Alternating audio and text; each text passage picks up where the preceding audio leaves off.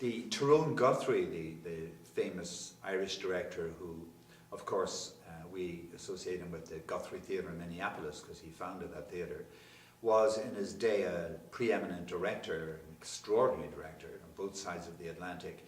And Brian Friel, when he was still studying his craft, spent 6 months in Minneapolis studying Guthrie at work with his own theatre company.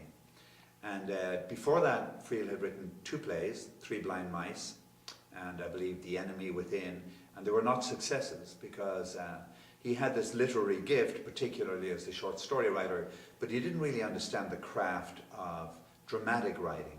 And having spent 6 to 10 months with observing Tyrone Guthrie, who became a friend, when he came back to Ireland, the first play he wrote was Philadelphia, Here I Come, which of course was an enormous success at the Dublin International Theatre Festival, and after that in several countries, including a major success on Broadway.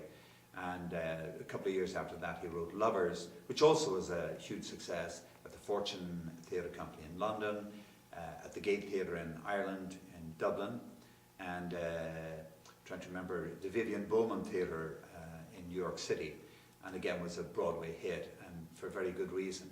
But the reason I mentioned Guthrie is because Guthrie was experimenting with different theatre formats. And in Lovers, for example, as the young couple are living through this extraordinary day in their lives, the most special day in their lives, we have 2 narrators who are documenting in present time what happened to these young lovers as we're watching the lovers themselves live through their life in the past. So you have concurrently the audience are looking at the lovers in the past tense through the documentaries, the commentators, the narrators, and watching them actually live in the past.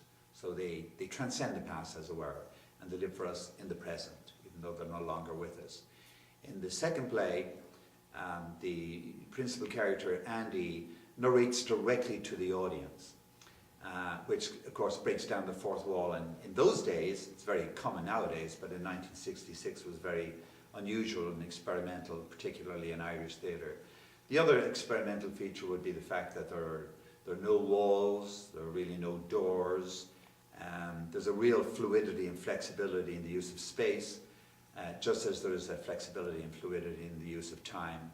And even now, for our modern audience in Buffalo, I think these experimental aspects, it's almost like the Brechtian alienation effect. It forces us to sit back and really view and assess and absorb and come to some conclusions about what we're seeing on stage and the lives that these people, whether they're young or middle-aged, are living.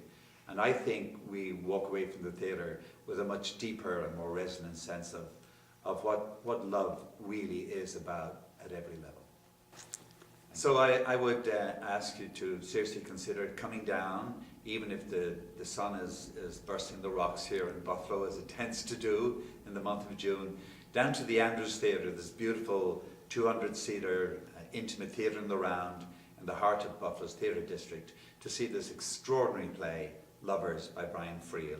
You won't regret it. It runs from June the 4th through June 27th.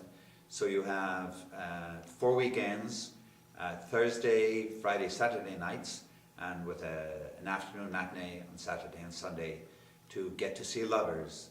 It'll change your life for the better, I promise you.